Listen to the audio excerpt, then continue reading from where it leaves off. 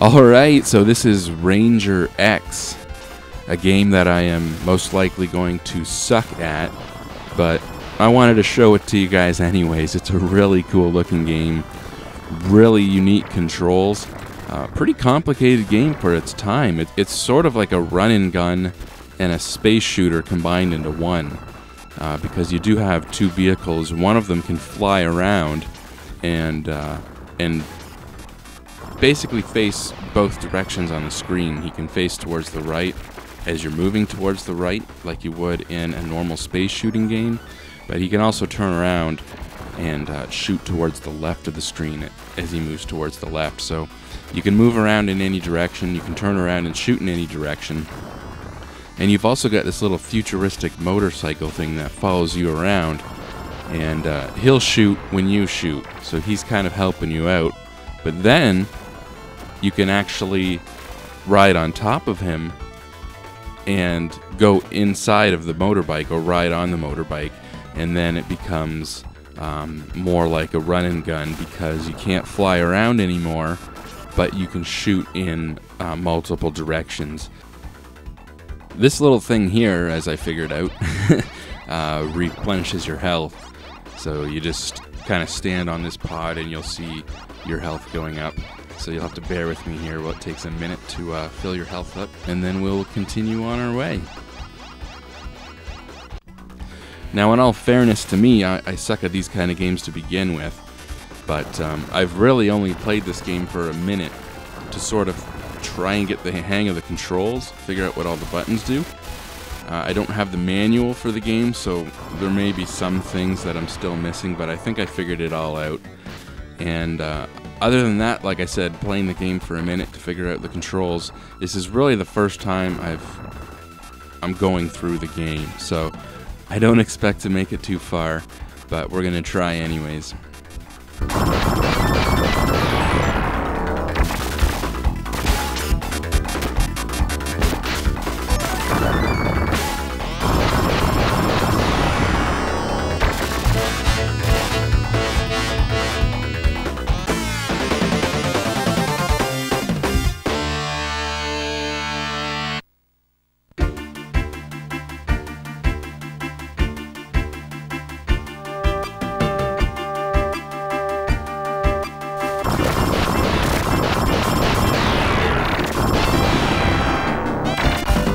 So here's the first boss, and like I said, in this game you have two options. You can fly around as the robot character, or you can go into the bike.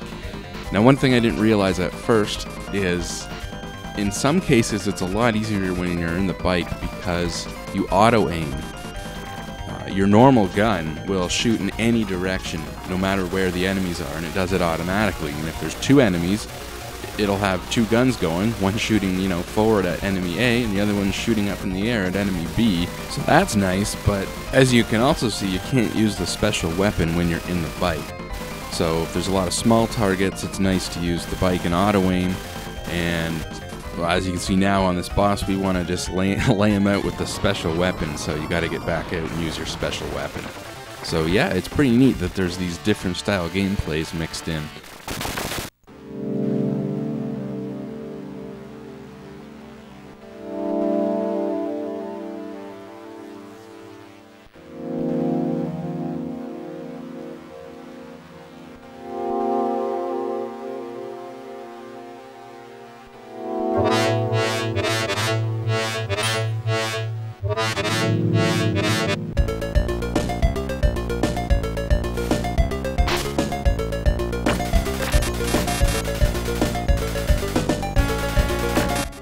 So here we are on the second level. As you can see, it's a little bit more maze-like. We're not out in the open anymore, so things are going to be a little bit different. This is the first time I've ever even seen the second level, so I'll be figuring out what to do as we go along. Like I said, not expecting to make it too far, but we'll give it a go. I haven't talked about the graphics yet, which is surprising because that's the first thing I noticed about this game. The graphics are absolutely amazing. In the first level there especially, the amount of parallax scrolling that they pulled off, all while, so much stuff going on the screen, so many sprites moving around, You know, a lot of animation on your main character. I mean, the way your main character moves and flies around all looks really cool. And on top of that, it's very colorful, especially in the first level there. I'm not sure if it's true, but Wikipedia does mention the praise that this game got back in the day for getting past the some of the limitations of the Genesis. So is this game displaying, you know, more than, what is it, 52 or 62 colors on screen at a time? You know, that classic limit of the Genesis, or does it just look like it is? I mean, either way, it's a good use of the colors. It's a colorful looking game. It's just a good looking game overall. Really good graphics, and it's really amazing because this game was developed by a company that I've never even heard of before, Gau Entertainment. So I looked them up, and from what I can tell, they've only ever developed like a handful of Genesis games, and most of those were exclusive to Japan. It looks like they were Japanese Mega Drive games. From what I can tell, only a few of them ever made it over here to the Genesis. So, I mean, were these guys ex-programmers from, you know, another company? I don't know, but it seems like these guys really knew what they were doing. I think that goes without saying. It's just a really good game. It's technically advanced in the way it looks. I mean, the music's really good, the animation's really good, and the controls even are technically advanced. Like I said, for a game of this time, it's amazing all the different things you can do with the controls. And that's with the 3-button Genesis controller, but you know, the difference of flying around or going into your bike, it's pretty cool.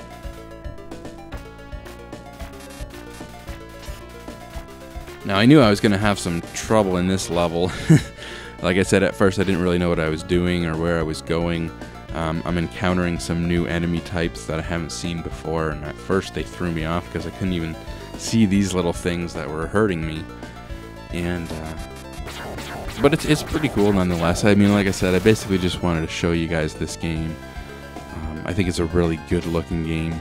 No doubt, if you're into run-and guns or space shooters, you're probably really going to like this game, especially if you like the futuristic, you know, robot mech style. It's got a lot going on for it, and it all comes together pretty well for like a game that you know, a lot of people have probably never heard of. It's one of those. It's another one of those gems on the Genesis. You know, I'm just gonna go out and say that. You know, it's a game that was only released on the Genesis. Nothing else has ever seen this game, and you know, it's not one of the most popular games out there. A lot of people know about it, though. I've heard about it from a lot of different people. Actually, it's funny, just the other day I was out at a shop. I picked up a couple more Genesis games the other day, and the guy there had a copy of Ranger X, and he was like, yeah, have you ever checked out this game? It's pretty cool. He's telling me about it, and I'm laughing because it's literally the day after I played this and made this video. So people who know the Genesis, I think for the most part, know about Ranger X, but like I said, it's definitely worth checking out if you're into these kind of run and gun and space shooter games. It can get pretty frantic, but it's never, as far as I can tell, it's never too difficult just because, you know, there's some cheap thing in the level or because of the controls. Like I said, the controls are very fast and very responsive, so if you've got the skill, I think you can do really good in this game. And it does have 4 difficulty levels. This is on normal, but there's also, you can go down to easy, but you can go up also to hard, and then I think it's called like heavy. So I can just imagine this game on heavy if you think there's a lot of crap coming at you on normal. So there's also hard and heavy beyond that if you're a hardcore gamer. You're definitely going to like this game. And yeah, I guess that's it. See you guys later.